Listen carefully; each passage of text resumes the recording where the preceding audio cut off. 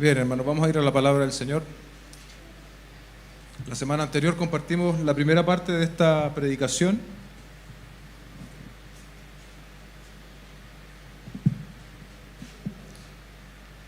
Que denominamos la amenaza del amor al mundo. La amenaza del amor al mundo. Segunda parte. Vamos a leer el texto completo para que nos recordemos y después vamos a ir a los versículos, bien digo, que no alcanzamos a cubrir la semana anterior. Dice así la palabra del Señor. Les escribo a ustedes, hijos, porque sus pecados les han sido perdonados en el nombre de Cristo. Les escribo a ustedes, padres, porque conocen a aquel que ha sido desde el principio. Les escribo a ustedes, jóvenes, porque han vencido al maligno. Les escribo a ustedes, niños, porque conocen al Padre. Les he escrito a ustedes, padres, porque conocen a aquel que ha sido desde el principio. Les he escrito a ustedes, jóvenes, porque son fuertes y la palabra de Dios permanece en ustedes y han vencido al maligno. No amen al mundo ni las cosas que están en el mundo. Si alguien ama al mundo, el amor del Padre no está en él, porque todo lo que hay en el mundo, la pasión de la carne, la pasión de los ojos y la arrogancia de la vida, no proviene del Padre, sino del mundo. El mundo pasa y también sus pasiones, pero el que hace la voluntad de Dios permanece para siempre. Un alumno que estaba en el último año de una escuela bíblica se destacaba por sus excelentes calificaciones y su servicio cristiano eficaz. Salía todos los fines de semana a predicar y Dios lo estaba utilizando para ganar almas y desafiar a los creyentes. Entonces algo sucedió. Su testimonio ya no tenía más efectividad, sus calificaciones comenzaron a bajar y aún su personalidad parecía haber cambiado. El rector lo llamó para conversar. Ha habido un cambio en tu vida y en tu trabajo, le dijo el rector, y me gustaría que me dijeras qué es lo que anda mal. El estudiante se mostró evasivo en un instante, pero luego contó la historia. Estaba comprometido con una encantadora joven creyente y estaban planeando casarse después de la graduación. Lo habían llamado de una buena iglesia y estaba ansioso por mudarse con su esposa a la casa pastoral y comenzar un pastorado. He estado tan entusiasmado con esto que he llegado al punto de no querer que el Señor vuelva, confesó. Y entonces perdí el poder en mi vida. Sus planes, buenos y hermosos como eran, se interpusieron entre él y el Padre. Perdió el gozo del amor al Padre. Era mundano. Esta historia, iglesia, nos ilustra, nos muestra que el amor al mundo no solo tiene esa presentación radical que todos imaginamos, ¿no?, de andar en fiestas o en excesos de esta vida, sino que aún estando en este contexto cristiano, nosotros podemos estar inclinando nuestro corazón hacia el mundo, aún en propósitos y contextos religiosos. Algunos de nosotros sentados en estas sillas o predicando, podemos estar amando al mundo en algún aspecto de nuestra vida. Por lo tanto, esta predicación tiene absoluta aplicación para cada uno de nosotros. Haremos bien en atender la advertencia apostólica y confrontar esta mañana el amor al mundo, pero de manera práctica en nuestra propia vida, en nuestro diario vivir. Usted ha oído este término, ¿no? Mundano. Warren Wiersbe lo define así. La mundanalidad no es tanto una cuestión de actividad, sino de actitud. Es posible que un creyente se mantenga alejado de entretenimientos cuestionables y lugares dudosos y que aún así ame al mundo, ya que la mundanalidad es una cuestión del corazón. En la medida que un creyente ame al sistema mundano y las cosas que están en él, entonces no ama al Padre. Cierre sus ojos, oremos juntos al Señor. Padre, hemos dado lectura a tu palabra. Te ruego, Dios, que tú puedas hablarnos a cada uno de los que estamos hoy en esta mañana participando de este servicio. Tu palabra es eficaz, tu palabra es como una espada que penetra hasta lo más profundo de nuestro corazón. Te ruego, Señor, penetra esta mañana en nuestros corazones, disciérnenos, cámbianos, Señor, confróntanos y muéstranos el camino que debemos andar como creyentes en cada área, en cada aspecto de nuestra vida. El primer punto de nuestra predicación hoy es la incompatibilidad del amor a Dios y al mundo. En el verso 15 hemos leído: no amen al mundo ni las cosas que están en el mundo. Si alguien ama al mundo, el amor del Padre no está en él. Aquí la palabra al comienzo donde nos dice no amen al mundo, es la misma palabra en el original del versículo 10 de este mismo capítulo que leíamos hace una semana o 2 semanas. Dice, el que ama a su hermano. Es el mismo tipo de amor el que se está describiendo, apuntando. Dice, permanece en la luz y no hay causa de tropiezo en él. Por lo tanto, este amor al cual Juan se está refiriendo, amados hermanos, es un amor que vincula. Es un amor que se expresa a través de una comunión íntima y una devoción. Es el amor que Dios demanda en el resumen de la ley. Amarás al Señor tu Dios y amarás a tu prójimo como a ti mismo. Pero en este caso, ese mismo tipo de amor se da al mundo. Y Juan es sumamente claro al decirnos, no amen al mundo ni las cosas que están en el mundo. La primera pregunta entonces que a lo mejor algunos se están haciendo esta mañana, pero ¿qué es el mundo? ¿Y a qué se refiere con sus cosas el apóstol Juan? Bueno, la palabra mundo en el Nuevo Testamento tiene al menos 3 significados. Los significados de las palabras en general son aclarados por el contexto. Usted lee los versículos en el cual se está utilizando la palabra y va a poder entenderlo. Pero quisiera, a modo de resumen y para aclarar, cuando encontramos la palabra mundo, por ejemplo en Hechos 17:24, Hechos 17:24, es un sentido de la palabra mundo en el Nuevo Testamento. Dice, el Dios que hizo el mundo y todo lo que en él hay, puesto que es el Señor del cielo y de la tierra, no mora en templos hechos por manos de hombres. ¿A qué se refiere aquí la palabra mundo? A la tierra, ¿cierto? Al globo terráqueo, compuesto actualmente por 195 países reconocidos, y también toda la maravillosa creación que Dios ha hecho. Ese es el significado en ese texto que hemos leído de la palabra mundo.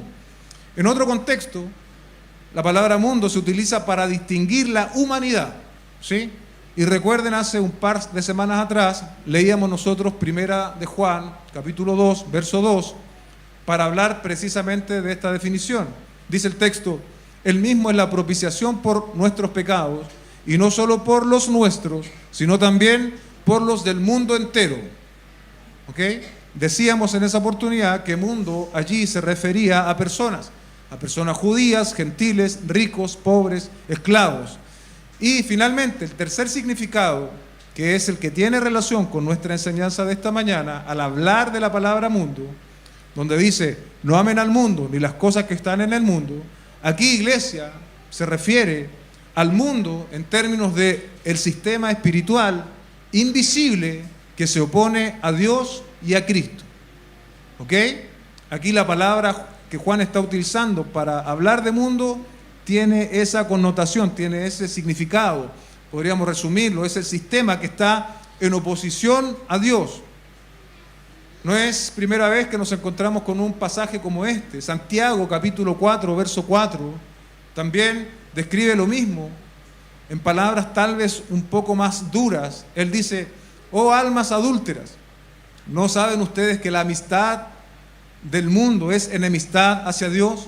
Por tanto, el que quiere ser amigo del mundo se constituye enemigo de Dios. Lo primero que resalta en el texto es esta expresión, o almas adúlteras.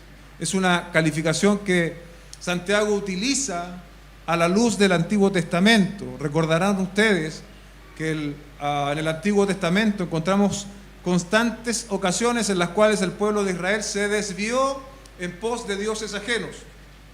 Entonces, lo que está haciendo Santiago ahora es tomar esta realidad descrita en el Antiguo Testamento de un pueblo que había disfrutado de todos los beneficios de Dios, de la libertad que les dio de Egipto, que los alimentó en el desierto, que los guió, que les proporcionó una columna de fuego, que los hizo comer codornices, que les dio la victoria sobre los pueblos que estaban utilizando la tierra prometida.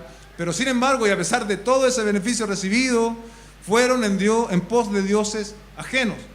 Fueron un pueblo idólatra. Eran, como dice aquí Santiago, almas adúlteras. Pero Santiago ahora está trayendo esta realidad de las almas adúlteras para hablar de los creyentes a los cuales él escribe en el Nuevo Testamento, que estaban haciendo ¿qué? Siendo amigos del mundo. Siendo amigos del mundo. Tal vez ellos no se arrodillaban frente a estatuas de yeso, pero estaban estaban haciendo vínculos con este sistema invisible, hemos dicho antes, que está enemistado con Dios. Hay un indicador visible, amados hermanos, cuando nosotros tenemos amistad con el mundo. Nos empezamos a apegar emocionalmente al mundo. Nuestro amor al mundo, nos dice Juan, se manifiesta en un acuerdo, en una adopción de los patrones de pensamiento de este mundo. Como yo decía recién, no nos arrodillamos frente a imágenes de yeso, pero muchas veces nos vinculamos con este sistema en el cual estamos viviendo, que es un sistema anti-Dios. Alguien podría estar absolutamente rendido a este sistema anti-Dios, aquí, o a lo mejor los que están escuchando la transmisión, no lo sé. Si ese es el caso de alguno, lo que debes hacer es venir a las plantas del Señor en arrepentimiento y fe. Pero el resto de nosotros que caminamos ya en la fe, necesitamos examinar con claridad las áreas de nuestra vida, de modo que veamos en qué áreas de nuestra vida estamos manifestando amor al mundo y dónde actualmente estamos siendo tentados y dónde actualmente estamos cediendo. Dice, pues amar al mundo y amar a Dios son situaciones mutuamente excluyentes. No podemos amar al mundo y amar a Dios al mismo tiempo. Dice el verso 15 en su segunda parte, si alguien ama al mundo, el amor del Padre no está en él. Así como Israel en el Antiguo Testamento debió decidir en repetidas ocasiones entre ser leal a Dios o a las naciones paganas que lo rodeaban, los cristianos esparcidos entre las naciones debían escoger a Cristo por encima de cualquier otra cosa de su cultura que entrara en conflicto con sus demandas. En el caso de los lectores de Juan, una negativa a transigir podría resultar en una empresa costosa. Esa es la lucha que tenían nuestros hermanos en aquel tiempo y tal vez también es la lucha a la cual nosotros nos vamos a enfrentar a diario. En un sentido específico de algo que caracteriza esta relación de afecto con el mundo, de estar de acuerdo con el mundo. El Señor Jesucristo dijo lo siguiente en Mateo capítulo 6, verso 24, y nos sirve para entenderlo aún de manera mucho más gráfica. Dice el texto, nadie puede servir a Dios, a dos señores, porque aborrecerá a uno y amará al otro, o apreciará a uno y despreciará al otro. Ustedes no pueden servir a Dios y a las riquezas. Quien ama al mundo no puede amar a Dios. O lo que está diciendo acá el Señor Jesucristo específicamente, no podemos servir a Dios y no podemos servir a las riquezas al mismo tiempo.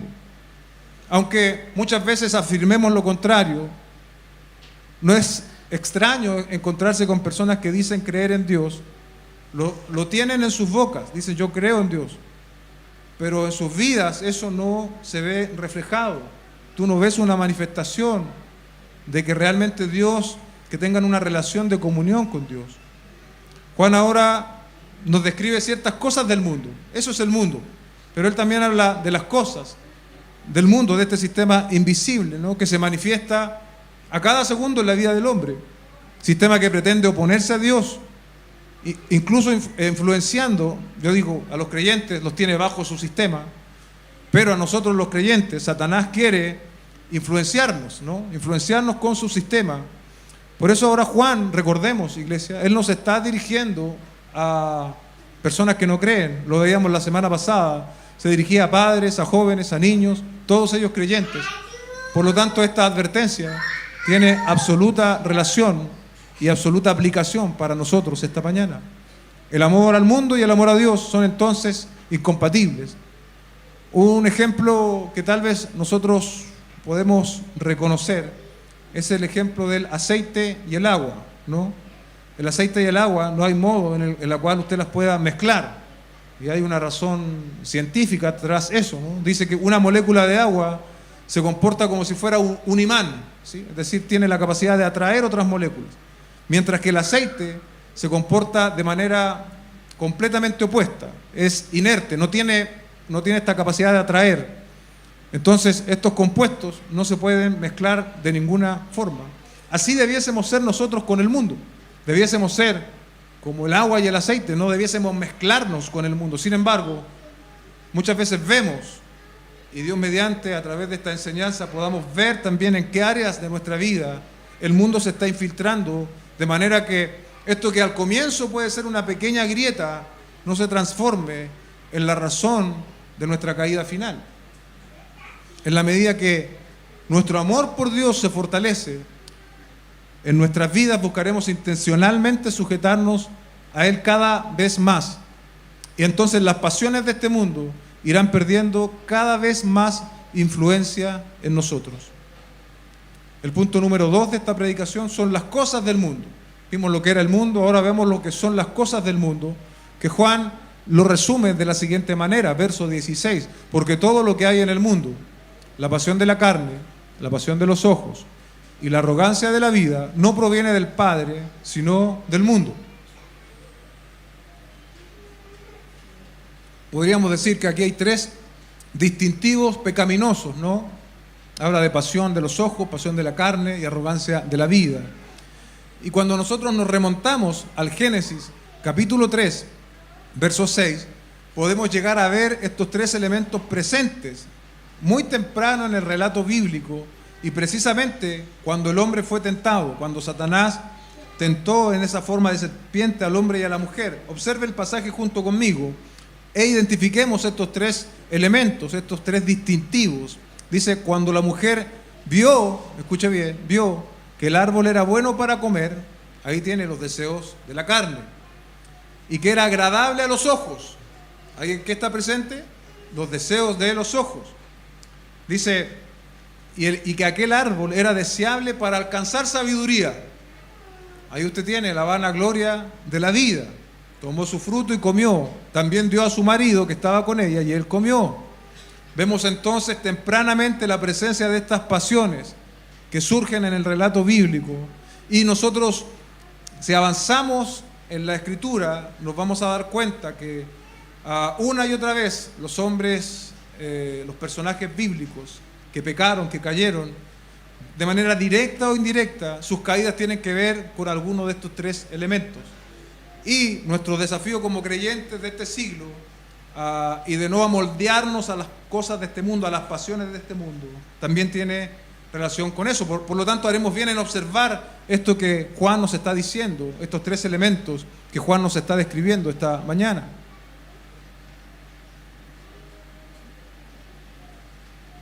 Hay un personaje que nos ayuda a ilustrar esto, hermano, y lo hace de manera muy llana, y es precisamente Salomón. Salomón, usted conoce quién es Salomón, ¿no? Cuando hablamos de Salomón, no sé qué es lo primero que usted piensa, pero sabiduría, ¿cierto? Sabiduría. Pero mire lo que pasó con Salomón, precisamente por ceder a las pasiones de la carne. Vemos primero el punto bueno de Salomón, Primera de Reyes 3, capítulo 3, verso 9 al 10. Dice, da pues a tu siervo un corazón con entendimiento para juzgar a tu pueblo y para discernir entre el bien y el mal, pues ¿quién será capaz de juzgar a este pueblo tuyo tan grande? Verso 10, fue de agrado a los ojos del Señor que Salomón pidiera esto. Entonces Dios responde la petición de Salomón y le otorga sabiduría. Pero este mismo hombre sabio, más tarde, al envejecer, daría rienda suelta a sus pasiones. Y leemos en Primera de Reyes, capítulo 11, vale la pena leer estos 11 versículos. Dice, pero al rey Salomón, además de la hija de Faraón, amó muchas mujeres extranjeras, moabitas, amonitas, edomitas, sidonias e hititas, de las naciones acerca de las cuales el Señor había dicho a los israelitas, no se unirán con ellas, ni ellas se unirán con ustedes, porque ciertamente desviarán su corazón tras dioses ajenos. Yo siempre hago este paréntesis. A los jóvenes que no están en relaciones sentimentales. Esto es lo que pasa cuando tú te vinculas con alguien que no es creyente. Te va a llevar, te va a alejar, va a desviar tu corazón. Y la muestra es Salomón, el hombre más sabio que ha descrito la Escritura, obviamente después de nuestro Señor Jesucristo. Su corazón fue desviado. Cuando tú te vinculas emocionalmente con personas que no son creyentes, estás a riesgo de sufrir lo mismo que sufrió el rey Salomón y terminar absolutamente alejado de los caminos del Señor y cosechando, por supuesto, las consecuencias de ello. Dice el verso 3, y tenía 700 mujeres que eran princesas y 300 concubinas, y sus mujeres desviaron su corazón. Porque cuando Salomón ya era viejo, sus mujeres desviaron su corazón tras otros dioses. Eso es lo que pasa, ¿no? Tras otros dioses. Y su corazón no estuvo dedicado por completo al Señor su Dios, como había estado en el corazón de David su padre. Porque Salomón siguió a Astoret, diosa de los sidonios, a Milcom, dios abominable de los amonitas. Salomón hizo lo malo a los ojos del Señor y no siguió plenamente al Señor como lo había seguido su padre David. Entonces Salomón edificó un lugar alto a Quemos, ídolo abominable de Moab, en el monte que está enfrente de Jerusalén, y a Moloc, ídolo abominable de los amonitas. Así hizo también para todas sus mujeres extranjeras, las cuales quemaban incienso y ofrecían sacrificio a sus dioses. Entonces el Señor se enojó con Salomón. ¿Se da cuenta? El mismo Dios que había aplaudido la actitud respecto de la petición de Salomón, ahora se enoja con Salomón, porque su corazón se había apartado del Señor, Dios de Israel, que se había aparecido 2 veces y le había ordenado en cuanto a esto que no siguiera a otros dioses, pero él no guardó lo que el Señor le había ordenado. Y el Señor dijo a Salomón: porque has hecho esto y no has guardado mi pacto y mis estatutos que te he ordenado, ciertamente arrancaré el reino de ti y lo daré a tu siervo. Esto se dice de uno de los hombres más sabios de la Escritura. Con todo, nosotros los creyentes del Nuevo Testamento tenemos cierta ventaja respecto de Salomón. Lo más importante, Jesucristo consumó su obra. Amén. Jesucristo consumó su obra. Hoy día somos habitación del Espíritu Santo. Tenemos en nuestras manos la revelación completa de Dios para no desafiar los mandamientos que Él nos ha dado. Pero aún las cosas del mundo están presentes para tentarnos, amados hermanos. Y si somos honestos, tendremos que reconocer que también luchamos con nuestras cosas del mundo. Y en más de alguna oportunidad hemos cedido a estas cosas del mundo, aún estando en la fe. Dice Juan: todo lo que hay en el mundo. Él no pretende agotar el tema, ¿no? Pero nos va a brindar 3 características que son sumamente importantes, que yo quiero que llamemos distintivos del mundo de pecado. Los 2 primeros, la pasión de la carne y la pasión de los ojos, corresponden a deseos pecaminosos. Y el tercer elemento distintivo, la arrogancia de la vida, corresponde a una conducta pecaminosa. Los 2 primeros, podríamos decir, pueden ocultarse porque son internos, se manifestarán eventualmente. Pero el tercero, usted no puede ser un arrogante de manera secreta. El arrogante va a darse a conocer. La Nueva Traducción Viviente nos colabora esta mañana y traduce este versículo 16 de la siguiente manera. Dice: pues el mundo solo ofrece un intenso deseo por el placer físico, un deseo insaciable por todo lo que vemos y el orgullo de nuestros logros y posesiones. ¿Se da cuenta? Deseo por el placer físico, un deseo insaciable por todo lo que vemos y orgullo por nuestros logros y posesiones. Es decir, este deseo intenso, este deseo insaciable, en otras palabras, es algo que te controla. Se habla de la pasión del fútbol o otro deporte. La gente, yo he visto esto de cerca, la gente se puede llegar a lesionar jugando sus pichangas, sus partidos, pero aunque se lesionen, después se recuperan y vuelven. Y estoy hablando de gente no profesional. Entonces ahí está descrita una pasión, ¿sí? Una pasión. Le apasiona tanto que no le importa el riesgo de lesionarse. Entonces va y vuelve a jugar. Obviamente hay ejemplos aún más gráficos, ¿no? ¿Qué decir de las adicciones? Que sabemos el flagelo que constituyen. Destruyen la vida de las personas, de las familias, pero son también deseos de tipo insaciables, que la persona quiere, ¿no?, consumir y es ciega a todo lo que está sucediendo a su alrededor. Llega a ser controlado también por eso.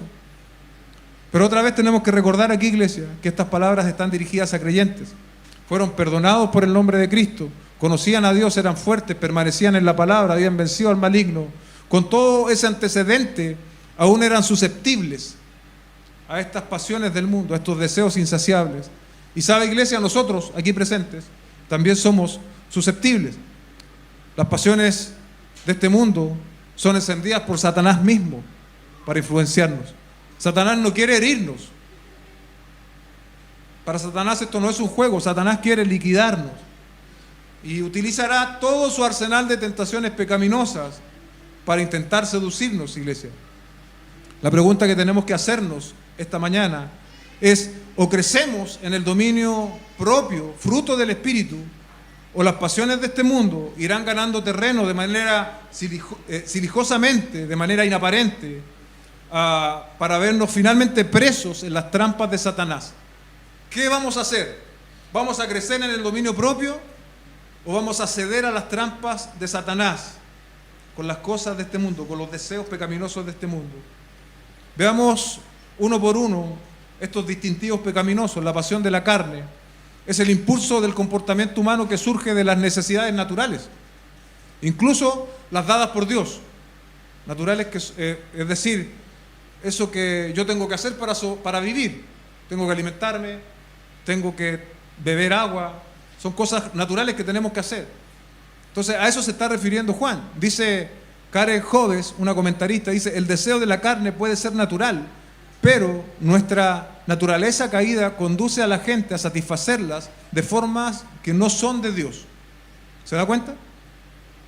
Pensemos en estos asuntos. Pensemos, por ejemplo, en el hambre, en la sed, en el cansancio, en el sexo, que no son cosas malas en sí mismas. No hay nada de malo en comer, en beber, en dormir o en engendrar hijos. Pero ¿cuál es el problema? ¿Cuándo se presenta el problema? Cuando la vieja naturaleza nos comienza a controlar, entonces esto se empieza a convertir en nosotros en pasiones pecaminosas. El hambre no es malo, pero la glotonería, bien digo, es pecado. Hoy, la glotonería es un problema en la iglesia evangélica. Lo digo con todo respeto, porque acusamos todo tipo de pecados. Pero el comer de más, como que decimos, no hay comer de más, no hay problema. Pero acusamos todo tipo de pecados. Pero para hablar de glotonería, no, es que eso es como, hay que comer. No, sí hay que comer, pero hay que comer con prudencia. Hay que alimentarse de manera correcta. Somos mayordomos no solo de los recursos que manejamos, somos mayordomos de este cuerpo. Entonces muchas veces la gente se enferma por irresponsabilidad, porque se alimentan mal, porque comen mal. Entonces vamos un poco denunciando esas cosas que no son muy identificables como pecado. Bueno, la glotonería es un pecado, iglesia. La sed no es mala, pero la borrachera es pecado. Usted sabe que para los cristianos no está prohibido tomarse un vaso de vino o tomarse una cerveza. Eso no está prohibido en ningún lado. De hecho, si vamos al Nuevo Testamento vamos a encontrar que había uso de vino. El Señor Jesucristo, ¿cuál fue el primer milagro que Él hizo? Multiplicó vino. Entonces, el problema es el exceso. El problema es la borrachera. Eso sí es pecado. El dormir es un regalo de Dios, pero la pereza es vergonzosa. El sexo es un regalo precioso que Dios nos ha dado si se utiliza de manera correcta, pero se convierte en algo inmoral cuando se usa de manera equivocada. Ahora entonces podemos ver, iglesia, cómo opera el mundo. Apela a estos apetitos normales y nos tienta para satisfacerlos de manera prohibida, ¿no? Cuando hemos estado por años en la iglesia, sabemos de tristes testimonios de hombres, de pastores, de predicadores muy conocidos. Incluso hace algunos meses también dentro de la sana doctrina se dio un caso. Y bueno, hombres que caen en relaciones ilícitas, hombres que caen en adulterio, trayendo deshonra al nombre de Dios, trayendo desdicha a su familia. Y bueno, este es un peligro latente no solo para esos grandes insignes hombres, entre comillas, de Dios, ¿no?, sino también para cada uno de nosotros. La cultura actual está hipersexualizada por la publicidad, por las series, por las películas, por la música, el reggaetón, la música urbana. Todo empuja a los jovencitos en esa dirección. Todos los empuja en esa dirección. Por lo tanto, no es extraño que tengamos, aún con todos los avances científicos que hay, embarazos adolescentes. Si la música les habla de eso, las imágenes les hablan de eso. Ahora, consejo para los jóvenes: si no quieres terminar en el vertedero de la vida, no consumas basura. Si no quieres terminar en el vertedero de la vida, no consumas la basura que este mundo te ofrece. No alimentes las pasiones de la carne. El pecado se abre paso, se diversifica sacando provecho de esta humanidad débil, Satanás y el mundo nos lanza al anzuelo con la carnada para avivar en nosotros la pasión de la carne. Y si estamos débiles, iglesia, vamos a ceder.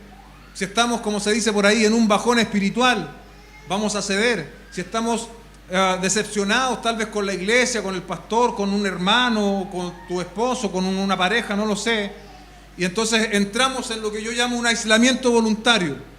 No queremos saber nada con nadie, no queremos congregarnos, no queremos que nos visiten, no queremos que nos llamen. ¿Sabes? Estamos mordiendo el anzuelo de manera perfecta. El Satanás está agradado cuando nosotros nos aislamos, porque sabe que él puede completar su plan de destrucción en nosotros y convencernos de sus mentiras. Cuando nos aislamos estamos en los mayores periodos de susceptibilidad. Por lo tanto, no te aísles. No estoy diciendo, y esto es una utopía, no podemos ser amigos de todas las personas que están en una iglesia, aún pequeña como esta. Pero al menos asegúrate de tener 2 o 3 personas con las cuales tú puedas hablar en tus momentos de debilidad. Y que te ayuden y que estén orando contigo. Y que te puedan a lo mejor llamar para leerte un texto bíblico. Y que te estén fortaleciendo. Porque el aislamiento es el caldo de cultivo perfecto para que Satanás lleve adelante su plan de destrucción. Y usted sabe que él vino a robar, vino a matar y a destruir. Si hay alguien que se toma serio el trabajo espiritual, ese es Satanás. Por lo tanto, con la misma seriedad debemos nosotros estar pendientes.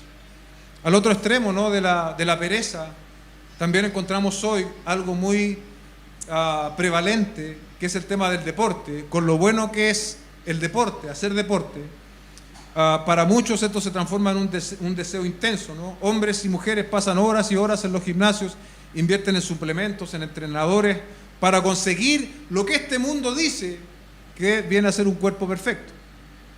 No, es que el cuerpo perfecto es este. Entonces, invierten en ello, la cara perfecta es esto. No creas las mentiras de Satanás. El cuerpo perfecto, bueno, es aquel que está saludable, ¿sí? La cara perfecta es la que Dios te dio a ti. No necesitas ser como el último modelo, la última modelo. No necesitas. A cada uno Dios le dio una gracia diferente. Amén. Tenemos que ser agradecidos con ello, porque somos, querámoslo o no reconocer, somos obra de Dios. Cuando tú te miras en el espejo cada mañana, estás reconociendo la obra de Dios, tienes que ver allí la imagen de Dios. Por lo tanto, no te puedes subestimar, tampoco sobreestimar, tampoco decir como que yo soy acá la última chupada del mate, como diríamos, no. Pero tampoco, no, es que yo soy feo, no digas esas cosas. Cada uno de nosotros tiene una gracia del Señor. Entonces, cuando estamos en este extremo, ¿no?, de sentirnos subestimados, caemos en este anzuelo del alcanzar la perfección. Perfección que no viene de la revelación bíblica, perfección que viene de lo que el mundo dice que es perfección. Así que tengamos cuidado con eso, ¿no? Pablo le dice a Timoteo, en primera de Timoteo 4:8, porque el ejercicio físico aprovecha poco. Ojo, no dice que no aprovecha nada, dice que aprovecha poco, y la comparación es interesante. Pero la piedad es provechosa para todo, pues tiene promesa para la vida presente y también para la futura. ¿Se da cuenta? Hay espacio para hacer deporte, es necesario, pero no puede dominarnos y que se puede llegar a ser también un pecado aplaudido. No, él es deportista, pasa 8 horas, a no ser que tú trabajes como personal, que yo podría entenderlo, o en esa rubro, ¿se entiende? Pero si tú inviertes en cosas como estás obsesionado con el tema, ojo, porque podrías estar siendo preso de una pasión de la carne aceptable, entre comillas. Otra vez dice esta autora, dice, el deseo de la carne puede ser natural, pero nuestra naturaleza caída conduce a la gente a satisfacerlas de formas que no son de Dios, llevándonos a cosas como la glotonería, el alcoholismo y la inmoralidad sexual. El deseo de la carne es simplemente el deseo por aquellas cosas que pertenecen únicamente a esta vida, que de cara a la eternidad no sirven para nada. Lo segundo, la pasión de los ojos. En la época de Juan, los griegos y los romanos vivían para los entretenimientos, las actividades que entusiasmaban los ojos. Lo han visto seguramente en películas, ¿no? Sus entretenimientos consistían en ver cómo se pegaban o se comían los leones a las personas, algo bien triste, ¿no? Bien dramático. Pero ¿sabe qué? Los tiempos no han cambiado mucho. considerando hoy nuestra era digital y todo lo que la caracteriza, bien digo, la televisión, los videojuegos, las plataformas de streaming, el YouTube, el TikTok y todo lo que Internet nos oferta, nuestra oración debiese ser lo que dice Salmo 119:37. Aparta de mis ojos que no vean vanidad. Aparta mis ojos que no vean vanidad. Algunos de ustedes saben, yo manejo algunas plataformas digitales para difusión de contenido bíblico y en un tiempo empecé a darme cuenta que estaba invirtiendo demasiado tiempo en ello. Y los teléfonos te acusan. Me parece que todos los teléfonos tienen algo que es bienestar digital. A veces no lo quieres mirar porque no quieres ver cuántas horas estás pasando allí. Pero yo hice el ejercicio y me di cuenta que eran demasiadas horas las que yo estaba. Aún en mi cabeza yo podía justificarlo, decir, no, pero si yo estoy compartiendo contenido bíblico, estoy haciendo algo bueno. Y empecé a controlarlo y eso te da la posibilidad de establecer cuánto tú quieres pasar. Métase a bienestar y se va a dar cuenta que usted tal vez está 8 horas en la pantalla, 10 horas, 6 horas. Revíselo. Y eso te da la posibilidad de ponerte, no se ponga media hora si está en 8, no lo va a lograr. Entonces póngase metas graduales, si está en 8, póngase en 4. Y vaya así manejando, porque obviamente es mucho. El scroll se llama, ¿no?, que se hace en TikTok. Es entretenido. Uno se puede reír ahí, pero no te das cuenta y puede estar 1 hora o 2 horas perdiendo un lindo tiempo que podría ser mucho mejor invertido. Los ojos, iglesia, son conductos al alma. ¿Sí? Nuestros ojos son conductos al alma. Con ellos captamos información que luego integramos a nuestro disco duro y la integramos sin filtro prácticamente. Tenemos obviamente el filtro de la palabra, por eso tenemos que saturarnos de ella, pero nosotros consumimos, nos conectamos ahí a la red y eso ingresa y después entonces vienen las consecuencias de eso. Cuando el hombre es tentado por la lujuria, sus ojos, bien digo, sirven de instrumento para transgredir y para pecar. Aquí podemos recordar la historia del rey David, 2 Samuel capítulo 11.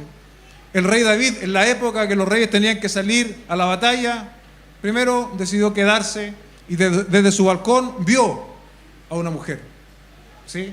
Vio a una mujer. ¿Qué hizo? La mandó a buscar, cometió adulterio con esa mujer llamada Betsabé, quien entonces quedó embarazada. Al enterarse del estado de Betsabé, David trató de ocultar el pecado y finalmente dispuso que Urías, el marido de Betsabé, fuera muerto en la batalla. Pero todo comenzó por ver. ¿Se da cuenta? Y bueno, ahí también antes, en una época en que él debía estar luchando, se quedó también no asumiendo lo que tenía que hacer. Debemos tener cuidado con lo que vemos, iglesia. Debemos tener en cuenta que somos más débiles de lo que pensamos y el mundo y Satanás y nuestra propia carne son nuestros enemigos. El mundo, Satanás y nuestra propia carne son nuestros enemigos. En la gracia del Señor debemos levantar barreras que nos protejan. El que no quiere andar, el que no quiere resbalar, no anda en caminos resbaladizos. Si usted no quiere caer, no anda en caminos resbaladizos. Mateo 5:28, el Señor lo dijo de la siguiente manera: pero yo os digo que cualquiera que mira a una mujer para codiciarla o codiciándola, traduce acá, ya ha cometido adulterio con ella en su corazón. Aquí están en vista también se incluyen los placeres que gratifican la vista y la mente, placeres muchas veces sofisticados e intelectuales. Los ojos, tal como otros sentidos, son una puerta de entrada a nuestra mente. Por lo tanto, los deseos de los ojos pueden incluir actividades intelectuales contrarias a la palabra del Señor. ¿Sí? La recreación es necesaria. Necesitamos recrearnos si tenemos la posibilidad de hacerlo. Pero por el bien de nuestras propias almas y honrando al Señor, tenemos que hacer una recreación que no nos exponga, que no nos debilite. Una recreación, iglesia, que no nos ensucie. Quienes estamos criando niños pequeños, tenemos aquí una doble responsabilidad, porque desde pequeños los niños harán lo que hacemos los padres. ¿Sí? ¿Cómo nos estamos recreando nosotros los padres? Va a ser también lo que nuestros hijos van a ir asumiendo con normalidad el día de mañana. Hay una presión mediática y digital para hacer que los creyentes piensen de la manera que piensa el mundo. Satanás va a utilizar su arsenal para lograrlo el método que tenemos nosotros en la palabra de Dios, aplicarla a nuestras vidas, levantar barreras de protección en torno a lo que vemos. Pues como dijimos, este es un acceso directo a nuestra alma. Tercero, la arrogancia de la vida. El hombre naturalmente queremos lucir exitosos, queremos demostrar que hemos progresado, y esto abre puerta a la arrogancia, a la vanagloria, querer impresionar a los demás. ¿Ha escuchado usted alguna frase como esta? El futuro está en mis manos. La salud, la prosperidad, el equilibrio. Todo esto puede ser un perfecto caldo de cultivo para el crecimiento de un corazón arrogante. La arrogancia no necesita de Dios. La arrogancia se independiza de Dios. Otra vez la publicidad hoy saca provecho de este pecado y nos vende la necesidad, entre comillas, del último iPhone, del último vehículo, de la comida, de la casa y todo este tipo de cosas que no son estrictamente necesarias. Muchas veces para adquirirlas entramos en compromisos económicos que más tarde no podremos cubrir. ¿Y sabe dónde repercute eso después? En la salud de su familia. En la salud de su familia. Va a empezar a generar problemas entre los cónyuges con los hijos, cuando las deudas te empiecen a abrumar. Debemos ser, iglesia, buenos mayordomos de nuestros recursos y de lo que Dios nos ha dado, utilizarlo con sabiduría. Y debemos pedirle a Dios que nos ayude a distinguir entre lo que es un deseo de una necesidad. Que es un deseo, que es algo que a mí me gustaría, pero que no tengo lo suficiente para lograrlo, para tenerlo, comprarlo, versus lo que es una necesidad. Recordemos que Dios en su palabra nos ha prometido cubrir nuestras necesidades y no nuestros caprichos. Yo pensaba en esto y creo que un mejor nombre para el evangelio de la prosperidad sería el evangelio de la arrogancia de la vida, pues persiguen los mismos objetivos. La persona, dice un comentarista, que hace alarde de sus obras y de sus bienes, manifiesta un apetito pecaminoso por el progreso y el estatus social. Dice el texto al final: todo esto no proviene del Padre, sino del mundo. Es crucial discernir, es crucial diferenciar. No tiene su origen en Dios, sino por el contrario, su origen está en el mundo, en el sistema que gobierna el príncipe de este siglo. Hoy en día existe un buen número de creyentes pensando y viviendo que estas cosas son señales de bendición por parte de Dios, sobre todo lo que hablábamos recién de la vanagloria de la vida. Estamos en este mundo y todo esto parecen ser malas noticias, ¿no? Pero tenemos ciertas certezas que deben animarnos. Escucha lo que dice Juan 17:15. El Señor Jesucristo está guardando de los suyos. Dice: no te ruego que los saques del mundo, ¿sí?, de este sistema anti-Dios. Estamos aquí, iglesia, no podemos juntar nuestros recursos y comprarnos un cerro e ir a vivir todos juntos para aislarnos del mundo. No es la idea, no es la intención de Dios, jamás. Por el contrario, debemos ser sal y luz en este mundo. El Señor entonces dice: no te ruego que los saques del mundo, sino que los guardes del maligno. Esa fue la oración de Cristo por ti y por mí. El Señor oró por ti y por mí para que nos guardara del maligno. Juan 15:19 dice: si ustedes fueran del mundo, el mundo amaría lo suyo, pero como no son del mundo, sino que yo los escogí de entre el mundo, por eso el mundo los odia. Nuestra residencia final no está en este sistema antidios, y eso no lo debemos olvidar nunca, iglesia. El creyente, esta ilustración me gustó, el creyente es en cierto modo semejante a un buceador. ¿Conoce lo que es un buceador, no? Estos que se meten al agua. El agua no es su habitación natural, porque no está equipado para vivir en ella o debajo de ella. Cuando un buceador desciende, tiene que llevar consigo un equipo especial para poder respirar. Si no fuera por el Espíritu Santo que vive en nosotros, por la fuente espiritual que tenemos en oración, comunión cristiana y la palabra, nunca podríamos sobrevivir en esta tierra. Es difícil la situación en la cual estamos, sí, pero tenemos herramientas, tenemos dones que Dios nos ha dado su Espíritu, su palabra, nos ha dado la comunión de una iglesia local. Nos quejamos de la contaminación de la atmósfera terrestre, pero la atmósfera del mundo también están tan contaminadas que los creyentes no pueden respirar normalmente. Así será, iglesia, hasta que Cristo vuelva por nosotros. Algunos síntomas de mundanalidad en el creyente, ¿sí? Apela a los deseos de la carne, lo hemos dicho, ¿no? Los deseos de los ojos, la vanagloria de la vida. Y eso va a estar como una tentación constantemente. Pero mira lo que dice este autor, dice: perderá el gozo de disfrutar del amor de Dios, del Padre, y el deseo de hacer la voluntad de Dios. La Biblia se tornará aburrida y la oración será una tarea difícil. Aún la comunión cristiana puede parecer vacía y desilusionante. No obstante, no es para que suceda algo malo con los demás. Lo que está mal es el corazón mundano del creyente, dice Warren Wiersbe. Dice el último verso, ya voy terminando: el mundo pasa y también sus deseos, pero el que hace la voluntad de Dios permanece para siempre. Este mundo, como lo conocemos, como lo hemos definido, como lo hemos descrito, históricamente hasta este punto ha sido de esta manera. Tiene fecha de caducidad, tiene fecha de vencimiento. El mundo y sus pasiones pecaminosas, un día, iglesia, cesarán por completo, y eso va a ser de esa manera. Por lo tanto, nosotros los creyentes no debemos despreciar la vida de Dios en nosotros. No debemos dejar influenciarnos por estas pasiones del mundo, o teniendo como meta anhelos materialistas, banales, que caracterizan el mundo y su vanagloria. Debemos vivir para la gloria de Cristo. Se nos ha dado un estilo superior de vida, y ese estilo superior de vida que somos llamados a vivir aquí está mirando hacia lo eterno. Aquí, después del pero del texto, ¿no?, en el verso 17, dice: pero el que hace la voluntad de Dios permanece para siempre. ¿Cuántos están aquí haciendo la voluntad del Señor? Está haciendo la voluntad, dice el texto, que permanece para siempre. Un niño constantemente les pregunta a sus padres qué está mal o qué está bien, qué quieren que haga o deje de hacer.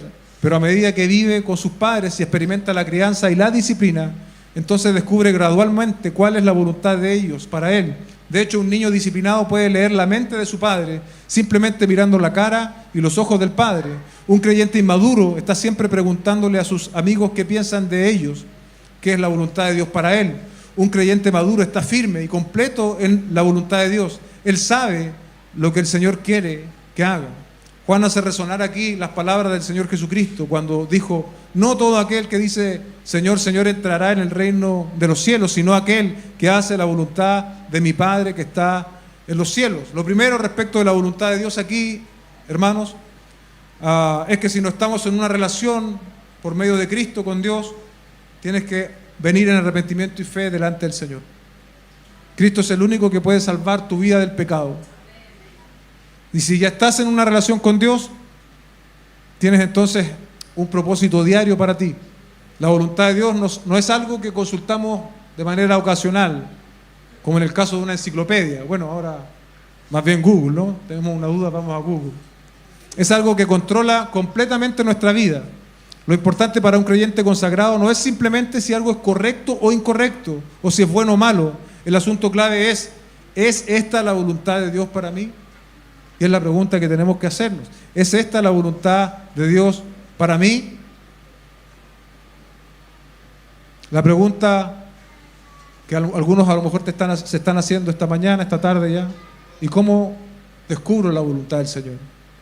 De manera sucinta, permítame decir lo que nos brinda un autor en mis propias palabras. Dice, primero, Romanos 12, 1 al 2.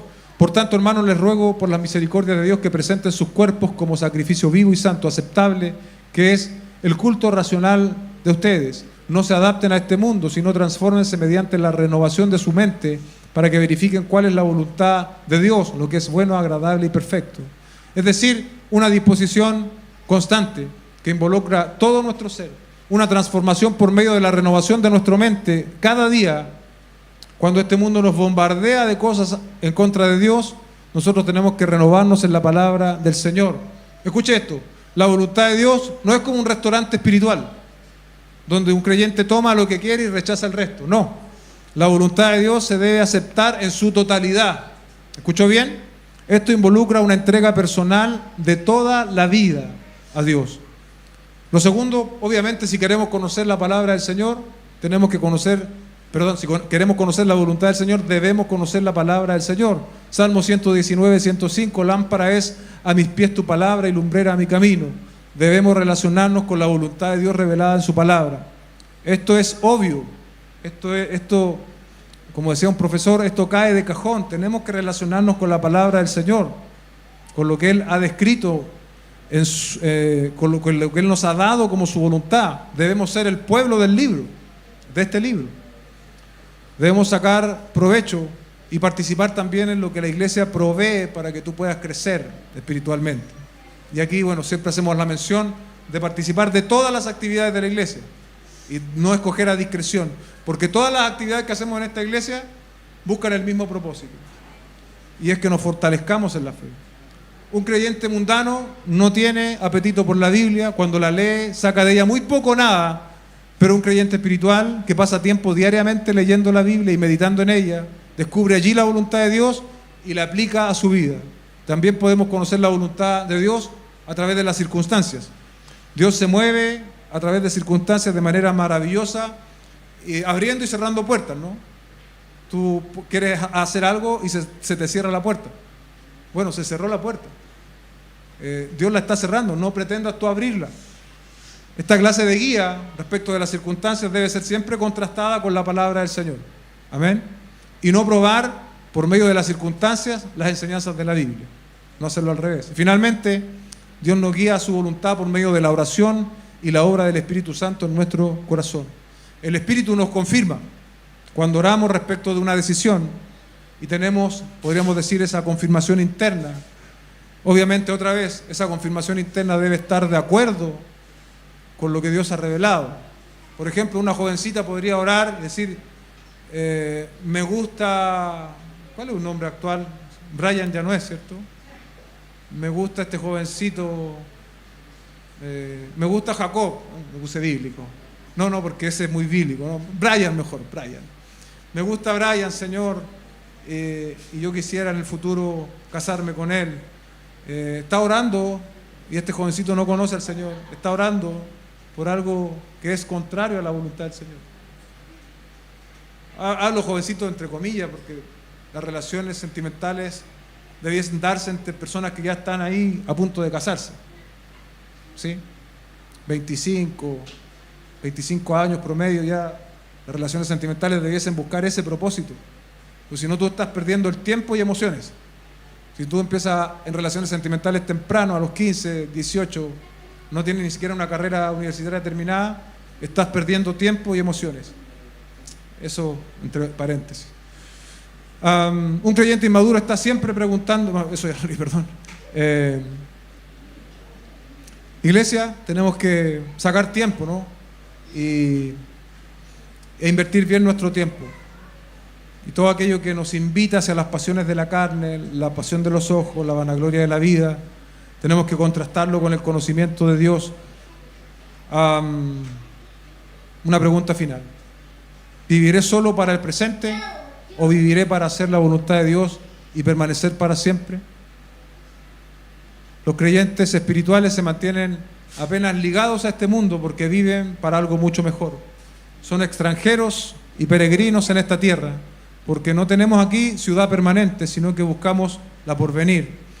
En los tiempos bíblicos había muchos creyentes que vivían en tiendas porque Dios no quería que se establecieran y se sintieran cómodos en este mundo. ¿Estamos cómodos en este mundo? ¿Estamos muy cómodos en este mundo con este sistema antidios? El descenso de un cristiano es como el descenso en la mundanalidad, es como una espiral descendente. Ocurre de forma diaria, pero podemos identificar ciertas etapas. Primero, ese creyente va a establecer una amistad con el mundo, lo leíamos antes, Santiago 4:4, y va a empezar a hacer ciertas concesiones con el mundo. Esas concesiones van a ir creciendo, van a ir desarrollándose. Luego será manchado por el mundo. Esto quiere decir que ya el creyente acepta y adopta al mundo. Aún él piensa que es creyente. Y finalmente, cuando esto sucede, el mundo deja de odiar al creyente y comienza a amarlo. Así que Juan nos advierte, no améis al mundo, ya que con mucha frecuencia la amistad con el mundo nos lleva luego a amar al mundo. Como resultado, el creyente se conforma al mundo y apenas puede notar la diferencia, dice Warren Wiersbe. Cuando Juan nos dice que no amemos al mundo, las cosas del mundo, está hablando de la orientación más básica y elemental de nuestra vida, de nuestro corazón. Si nuestras vidas no se dirigen hacia Dios, en cada decisión que tomamos a diario, incluso nuestros esfuerzos y nuestras causas más apasionadas resultan ser como abrillantar el latón del Titanic. ¿Sí? Abrillantar el latón del Titanic. Usted sabe cómo terminó el Titanic, ¿no? Absolutamente hundido. Que el Señor nos ayude. Estamos en este mundo, pero no somos de este mundo.